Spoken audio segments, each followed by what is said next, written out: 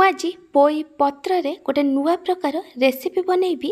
ଯଦି ଆପଣ ପୋଇ ପତ୍ରର ସେ ଗୋଟେ ପ୍ରକାର ତରକାରୀ ରାଇ ବା ବେସର ଖାଇ ଖାଇ ବୋର୍ ହେଇଗଲେଣି, ତାହେଲେ ପୋଇ ପତ୍ରକୁ ଥରେ ଏମିତି ପ୍ରସ୍ତୁତ କରନ୍ତୁ। ଦେଖିବେ ଛୋଟରୁ ବଡ଼ ସମସ୍ତଙ୍କୁ ବହୁତ ପସନ୍ଦ ଆସିବ। ଆପଣ ପୋଇ ପତ୍ରର ଏହି ରେସିପିକୁ ବହୁତ ସହଜରେ ଆଉ କମ୍ ସମୟରେ ପ୍ରସ୍ତୁତ କରିପାରିବେ। नमस्कार, ट्विंकल किचन को आपण मानकु स्वागत। पोई पत्रर एही रेसिपी पाई मैं किछि पोई साग नहीं। ए रेसिपी पाई केवल पोई पत्र दरकार, पोई नाड़ी दरकार नहीं।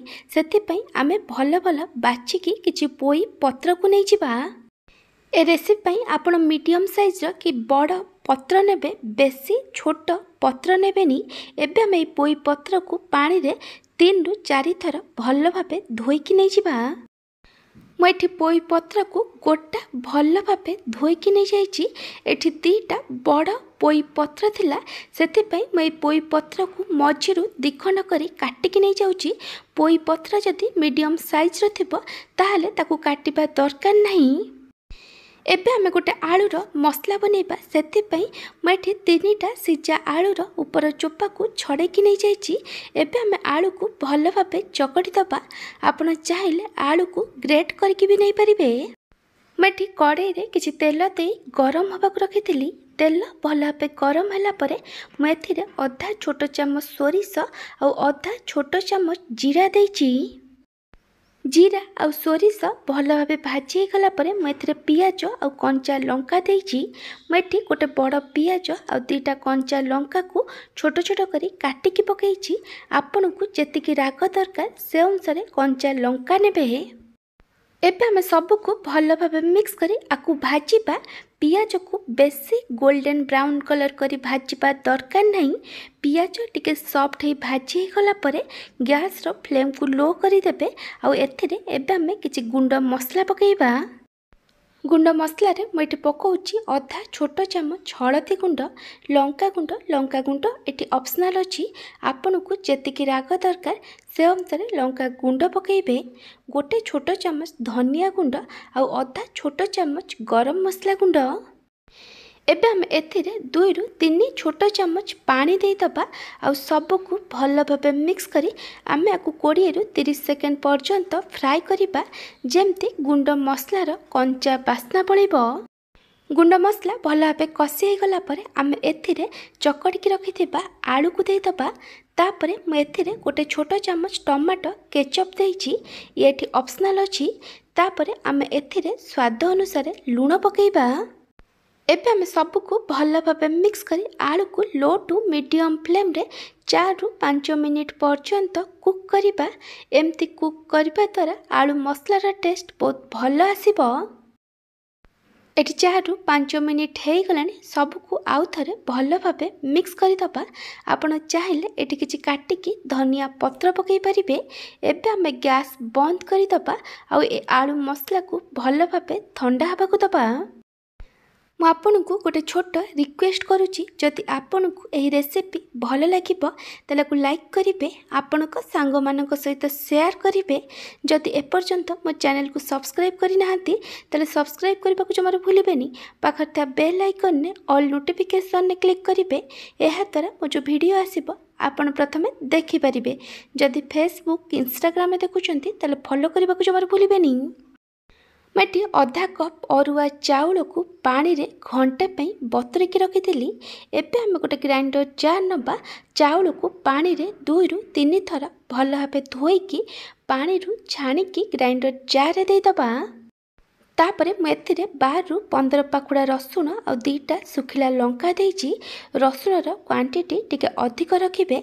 आपन को जेतिकी राग दरकार से अनुसार सुखिला लंका कि कंचा लंका नहीं परिबे। तापरे मैं एथिरे गोटे छोट चामच जीरा देइछि। एबे हम एथिरे अल्प पानी दे दबा आ को कवर करी भल भाबे चाउल को बाटिकी नहीं जिबा। मैं एठी चाउल को भल भाबे बाटिकी नहीं जाइछि। पिठो एठी रेडी हो जाइछि। एबे हम ए पिठो को गोटे बड़ बाउल ले काढी दबा। तापरे आमे एथिरे स्वाद अनुसार लूण पकेइबा। पिठो पई आ पोई पत्र पई जेतिकी लूण दरकार एठी पकेइ देबे। कलर पाई मैं एथिरे गोटे छोट चामच काश्मीरी लंका गुंड पकईची एटी ऑप्शनल अच्छी ए लंका गुंड बेसी राग न थाए तापर मैं एथिरे 1/3 टेबल स्पून हलदी गुंड देइची एबे आमे सबको भल भाबे मिक्स करि दबा। बैटर कंसिस्टेंसी आपण एमती रखिबे आकु बेसी पतला बनेबेनी। बैटर एटी रेडी हो जाइची। आमे जो आलू मसला बने के रखिथिले से भल भाबे ठंडा हला परे माकू गोटे प्लेट रे काढ़ी देइची।